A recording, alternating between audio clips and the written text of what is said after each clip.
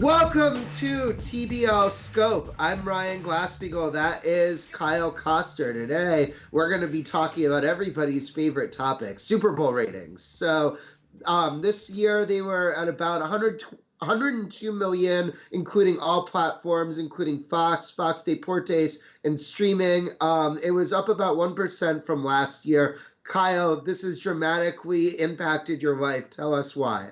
Well, I was sitting at home. I had my big foam finger for the ratings as they came in yesterday, and I was thrilled. I was thrilled to see an increase. It proves that football is not dying.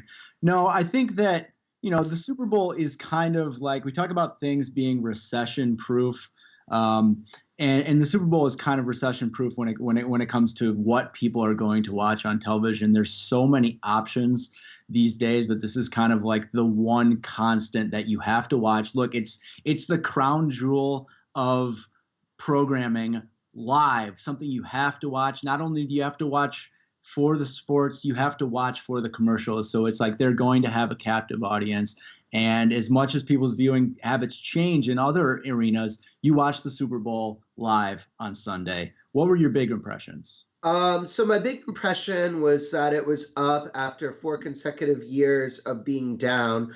And I'm going to piggyback off the not self-interested at all Fox Sports executive Michael Mulvihill for some of the reasons why the ratings were up this year compared to last year. So number one is the Fox pregame show.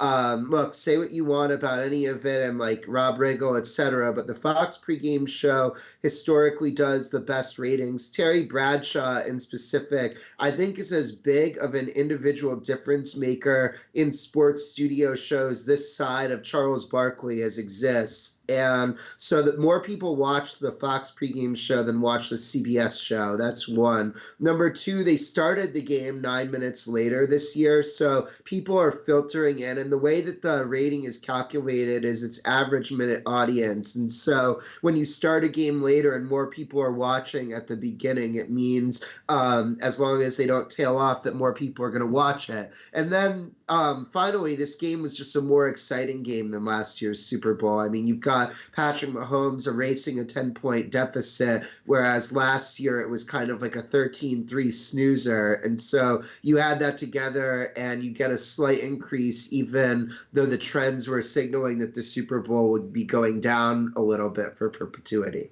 Well, let me play devil's advocate here and say that, yes, it was an increase, but it was a small increase. And like you said, it did reverse a negative trend, which is obviously good. But you're talking about a generational talent in Patrick Mahomes, where everybody was interested to see what he was going to do. The San Francisco 49ers are a sexy team. It was a good matchup. It was a good game. Is there a way to walk away from this and saying, like, hey, what's the ceiling of the Super Bowl? Like, because, well, this is a pretty darn good matchup. It is a good matchup, but I don't know that like the pure football matchup is necessarily what's going to determine the viewership. There's also some random things like if it's snowy weather in the Northeast, then like the biggest population center is trapped in their house and things of that nature. And I mean, like Kansas City is not a gigantic market. I mean, if you get like if you get like Jets versus Bears and you've got the biggest and third biggest market in America, that's going to impact things. But yeah, I don't know if it's exactly peaked. So to your point, like we live in such like a splintered content society now where it's not even just TV and Netflix and streaming, but it's video games and people are spending a bunch of time on like Instagram or whatever. And so everything really is competing with everything else for people's attention. And so I do think though that as long as like the population rises, then maybe that could combat any like percentage of the population declines. But I do think that the last 10 years are probably going to be about as high as Super Bowl viewership is going to get. I want to go back to one thing you said about how the game started a bit later this year as opposed to previous years. This is something that has creeped back over time. Do you think we could be looking at a situation where it gets pushed later and later into the day? Because it already ends quite late for a work night. I mean, there's already a big movement to like Well, put the game on Saturday. Like, do you think we could ever be seeing like a 7 o'clock Eastern, a 7:30 Eastern Super Bowl?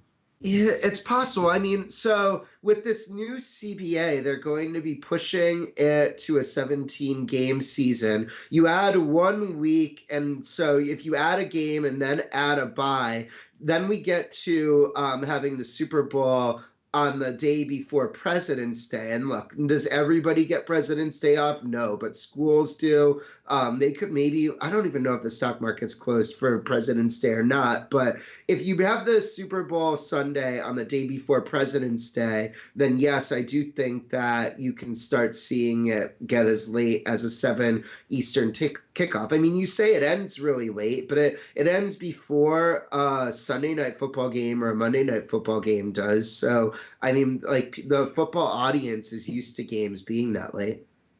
Yeah, my only point would be like you don't, people aren't having Sunday night or Monday night football parties on the regular, despite what you might see in the commercials. That's true. Nobody really has all their rowdy friends over for Monday night. Maybe like once a season. And it's like one friend, and he's pretty well behaved. So let's also switch gears now and talk about Fox's Super Bowl coverage. It's a little bit of an odd position for us because we're looking for 1,000 different things to blog, and I don't think that you or I get to focus on Joe Buck and Troy Aikman as much as we would necessarily like. But from what I was able to observe of them, I didn't have any issue. I thought they did a pretty good job. Yo, absolutely. I mean, Joe Buck is always fantastic, and Aikman is solid. My impression is I prefer the CBS broadcast. There's something about it that makes it seem like a bigger game, but I thought that Fox did a really good job while the game was going on. I think Andrew Marchand had some fair points when he talked about the sideline coverage, not just Aaron Andrews. I mean, there was that Chris Myers interview with Andy Reid and his wife. It was not a great circumstance. It's like, you can't dig a professional like that. I mean, that was a tough thing to negotiate. Probably the thing that stood out the most was the graphic package. I liked it. I liked how they had kind of the stats popping up with the center cut score bug. That was really cool, especially if you had a bunch, like a million prop bets, and that's why it's there. I mean, it's a good point. Fantasy football is not going on. Those stats were for prop bets. And and of course the touchdown graphic when Patrick Mahomes scored that first touchdown, and it kind of looked like a Street Fighter cartoon or whatever, like overtaking the whole screen. I thought that was kind of fun, and I think that kind of like harkens back to, it took me back a little bit to like Fox's 1990 sports coverage where it was fun, glowing pucks, stuff like that. But again, the coverage, nothing was really crazy. I think that we talked about yesterday as far as like the actual game and storylines that came out of it. I think that you said like there's nothing real profound to say about this Super Bowl. It's like Patrick Mahomes engineered a great comeback.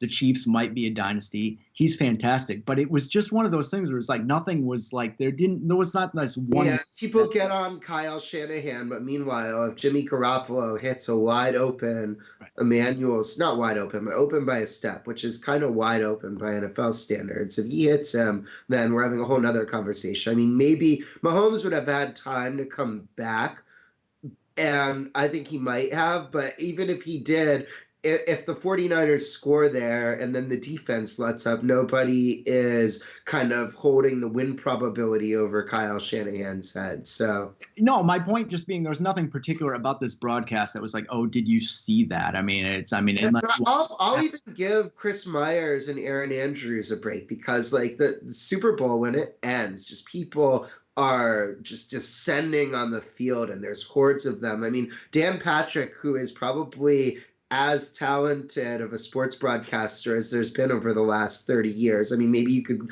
like pick hairs and say, oh, Bob Costas is better, but I mean, he's one of like the top 5 or top 10. He had a mistake at the Super Bowl a few years back. That post-game scene is just about as difficult as it gets. Yeah, absolutely. I know that you really enjoyed seeing Boomer out there. Oh God, I love Chris Berman so much. Right?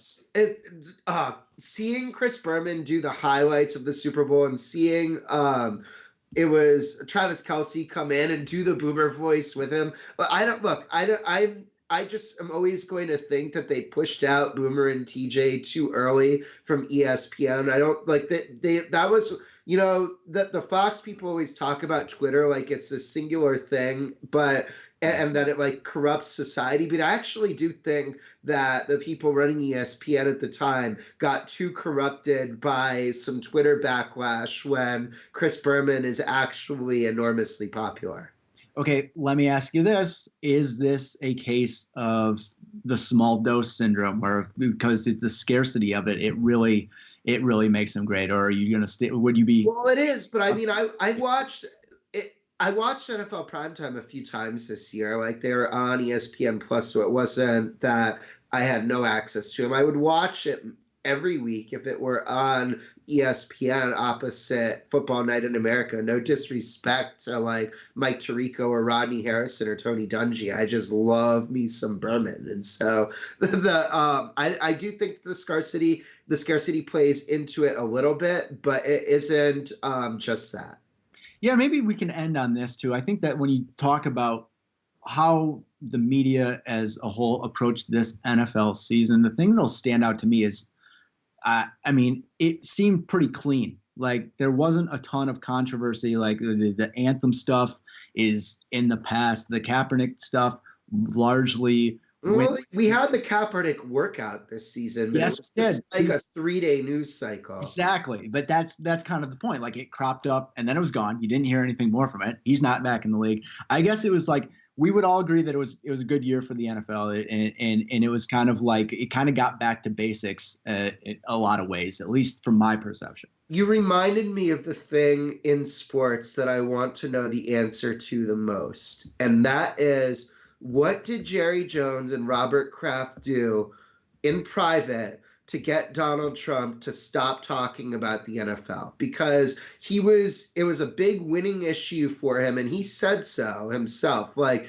I don't think that he actually cares about anybody kneeling for the anthem. There was a video that went around of him not necessarily paying attention to the anthem at the Super Bowl. And I don't want to turn this into a referendum on Trump's presidency. Like that's a discussion for MSNBC or whatever. I want to know what those owners, what deal they made to get him to knock it off. Well, I'll give you the answer. It was a good deal. I mean, whatever it was, it was a fantastic offer. And again, that's it. I mean, it's really, the NFL has like, I mean, take away what's right and wrong out of the whole situation. They've kind of emerged on the other side of this, and that's my impressions. That's why they're trying to get this deal with the players done now and the TV deals done now, because this, I don't know if it's as good as it's ever going to get, but do you want to bet that it's going to get better? Like, I think they want the TV deals done before election coverage impacts their ratings next season. Really good point. All right, this has been TBL Scope. We're going to be doing this every week. We appreciate everybody who stuck around, and we will see you next week.